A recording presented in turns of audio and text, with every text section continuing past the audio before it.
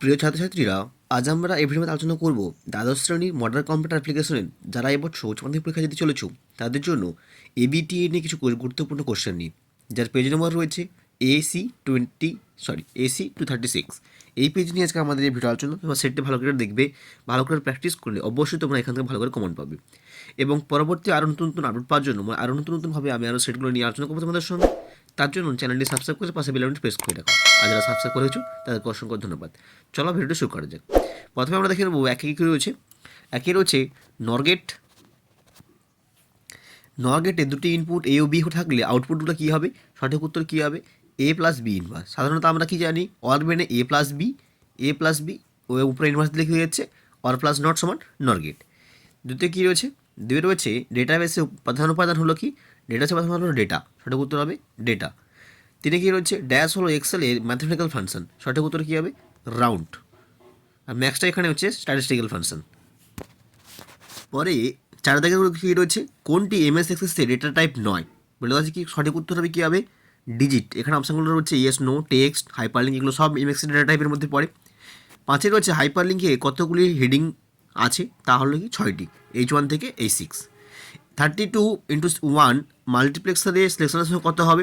সঠিক উত্তর হবে 5টি, কারণ 2^5 সমান কত হচ্ছে? 32, তাই এর কতগুলো হবে? সিলেকশন 5টা হবে। পরে রয়েছে টেলিফোনে যে মোড কথা বলা হয় তা বলা কি? টেলিফোনে যে মোডে কথা বলা হয় তা হলো ফুল ডুপ্লেক্স মোডে কথা বলা হয়। কোনটি ডিটেল স্টেটমেন্ট নয়? সঠিক উত্তর হবে সিলেক্ট, কারণ সিলেক্ট, অল্টার, ড্রপ, ক্রিয়েট এগুলো সব হচ্ছে ডিটেল স্টেটমেন্ট। ডিটেলের পুরো নাম ভালো করে পড়ে নেবে তোমরা। ইমেলের সিসি পুরো নাম কি? ইমেল সলিউশন হচ্ছে carbon copy, option C carbon copy এখানে রয়েছে। পরে কী রয়েছে? একটি ওয়ার্কবুকে বাই ডিফল্ট কতগুলি ওয়ার্কশিট থাকে? সঠিক উত্তর কী হবে? সঠিক উত্তর হবে 3টি। এবং পরে কী রয়েছে? হাফ সাবট্রাক্টরে বড়োর এক্সপ্রেশনটি কী হবে? সঠিক উত্তর কী হবে? এ ইনভার্স বি, সঠিক উত্তর এ ইনভার্স বি। পরে রয়েছে একটি রিলেশনের অ্যাট্রিবিউটের সঙ্গে কী বলা হয়? সঠিক উত্তর হবে ডিগ্রি। তাহলে তোমরা এখানে কমেন্ট করে জানাও যে প্রত্যেকটি কার্ডিনালিটিকে আমরা কী বলতে পারি বা কার্ডিনালি কখন বলা হয়। পরে কী রয়েছে? OLE এর পুরো নাম কী হবে? সঠিক উত্তর হবে অবজেক্ট লিঙ্কিং অ্যান্ড নেমিং, সঠিক উত্তর অপশান বি। HTML এ কোনো টেক্সটকে চলমান করার জন্য কোনটা ব্যবহার করা হয়? সঠিক উত্তর হবে মার্কিউ। এখানে মার্কিউ বানানটা একটু ভুল রয়েছে, MARQUE হবে, সঠিক উত্তর হবে। এটা দেখে নেবে, কিন্তু এটা সঠিক উত্তর হবে। এখানে স্পেলিংটা একটু ভুল রয়েছে, দেখে নেবে এটা। পরে কী রয়েছে? বুলিয়ান অ্যালজেব্রাতে ব্যবহৃত অপারেটর কোনটি? সঠিক উত্তর এখানে কী হবে? সঠিক উত্তর হবে অপশান ডি।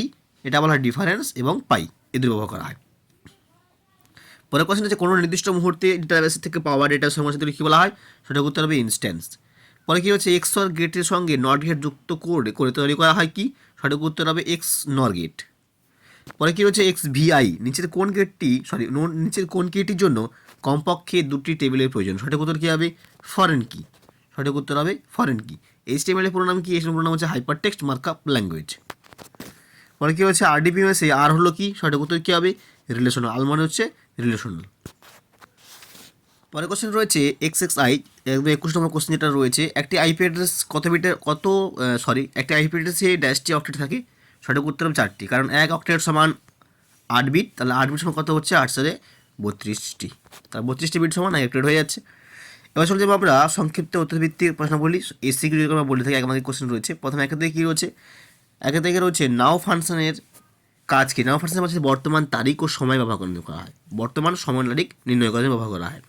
এমএস এক্সেলের সাথে গোল সিকের কাজ কি? এটা ভালো করে পড়ে নেবে। তবে এটা গোল সিক যেটা রয়েছে, সাধারণত কোনো ইনপুট থাকলে তার নির্দিষ্ট মান থাকলে তার আউটপুট পেতে সুবিধা পেতে হয়। 2 কি রয়েছে? ন্যান্ড গেট দিয়ে অর গেট প্রস্তুত করে দেখা যাবে। এটা তোমাদের বই পেয়ে যাবে, কারণ এখান থেকে একটা কোশ্চেন পাবে। কিন্তু ইউনিভার্সাল গেট ব্যবহার করে বেসিক গেট তৈরি করতে হবে। এখান থেকে একটা কোশ্চেন তোমরা অবশ্যই পরীক্ষাতে পাবে। পরের কোশ্চেন রয়েছে এমএস এক্সেলের মেমোরি ডেটা টাইপের বৈশিষ্ট্য লেখো। মেমো সাধারণত ব্যবহার করা হয় টেক্সট ডেটা টাইপে, পরবর্তীতে ব্যবহার করা হয় মেগাবাইট, কারণ এর ধারণ ক্ষমতা বেশি এবং ক্যারেক্টার সংখ্যা বেশি, এখানে বেশি ব্যবহার করা হয়। অথবা কী রয়েছে? এমএস এক্সেসে শো টেবিল ডায়লগ বক্সের কাজ কি? তা ব্যবহার করতে পারবে। এবং দুটি নেটওয়ার্কিং সাইটের নাম কী হবে? যেটা হবে ফেসবুক, টুইটার, এগুলো ব্যবহার করা হয়। এগুলো হচ্ছে সোশ্যাল নেটওয়ার্কিং সাইটের উদাহরণ। HTML এর 2টি এন্ট্রি ট্যাগের নাম লেখো। কী হতে পারে? HR এবং IMG এদের ব্যবহার করা, এবং IMG এর পুরো নামগুলো কী হবে? HTML এর পুরো নাম হরিজন্টাল রুলস এবং IMG পুরো নাম হচ্ছে ইমেজ সোর্স। পরের কোশ্চেন কী রয়েছে?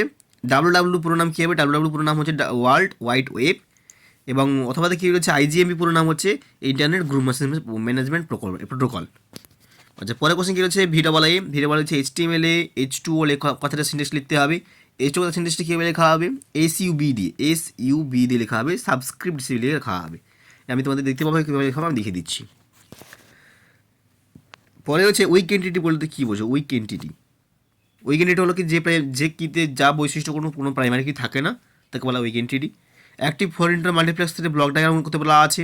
এনকোডার এবং ডেকোডারের মধ্যে পার্থক্য বলা আছে।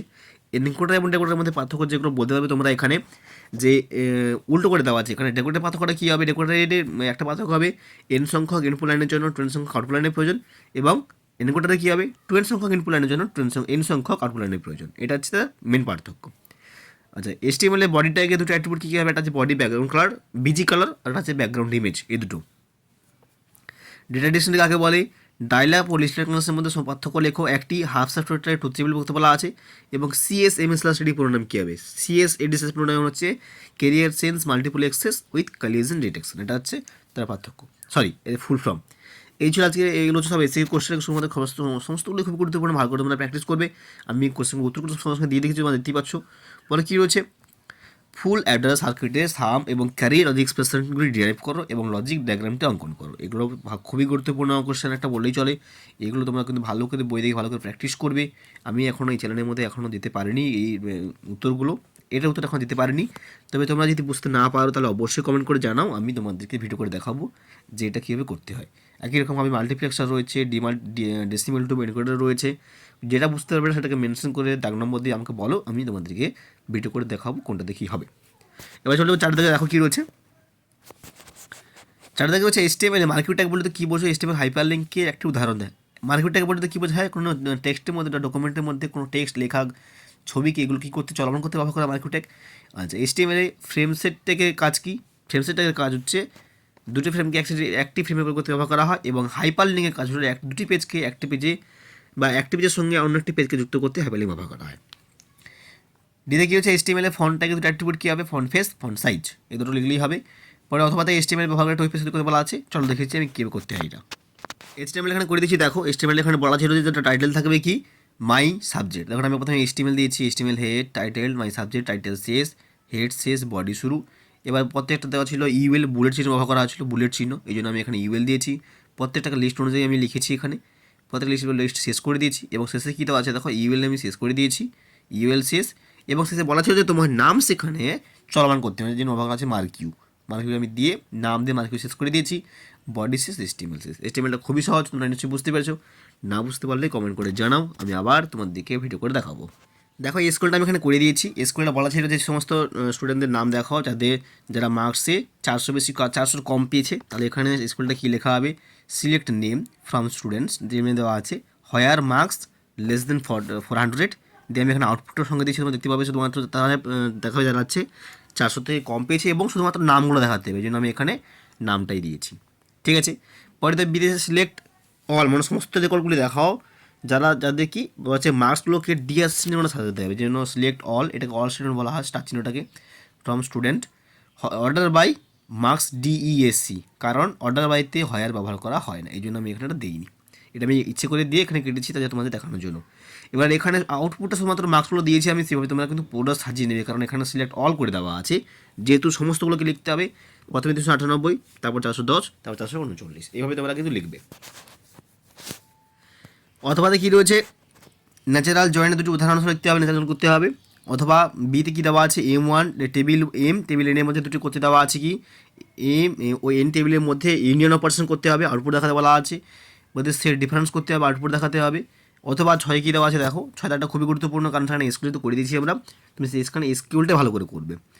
6 MS এক্সেল থেকে যে কোশ্চেনগুলো এসছে, MS এক্সেলে অর ফাংশনের কাজ কি? অর ট্রু থাকলে ট্রু দেখাবে, ফলস থাকলে ফল দেখাবে, এটা হচ্ছে তার অর ফাংশনের কাজ। কনক্যাটেনেশনের কাজ হচ্ছে দুটি টেবিলকে একটি টেবিলের মধ্যে ব্যবহার করা হয়। ম্যাক্স ফাংশনের কাজ হচ্ছে কি? শুধুমাত্র বড় সংখ্যাগুলোকে চিহ্নিত করার জন্য ম্যাক্স ফাংশন ব্যবহার করা হয়। এই সিনটেক্সগুলি সহ কাজ যুক্তি বলা আছে, সিনটেক্সগুলো বলে দিলাম, সিনটেক্সগুলো ভালো লিখে নেবে। MS এক্সেলে পাই চার্ট তৈরি করার ধাপগুলি আমি যখন এর আগে ভিডিওতে দিয়েছিলাম যে কীভাবে সাজেশন দিয়েছিলাম, তার মধ্যে কিন্তু এই কোশ্চেনটা ছিল, তোমরা এখানে ভালো করে পড়ে নেবে।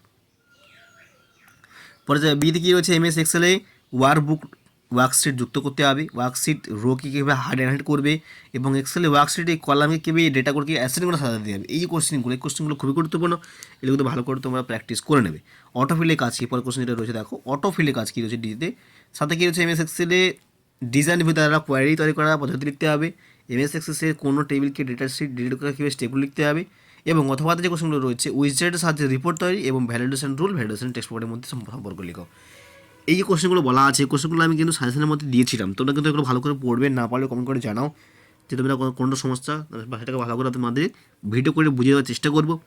নিশ্চয়ই বুঝতে পেরেছো, এটা ছিল সেট এবিটির একটি সেট AC236, এবং অন্যান্য সেটগুলির মধ্যে কোনো রকম যদি সমস্যা থাকে তোমরা এবিটি এর নাম উল্লেখ করে, পেজ নম্বর উল্লেখ করে, দাগ নম্বর উল্লেখ করে কমেন্ট করে জানাও যে কোনো সমস্যা, তো আমি সেভাবে নিয়ে ভিডিওতে তোমাদের দেখাবো। নিশ্চয়ই বুঝতে পেরেছো।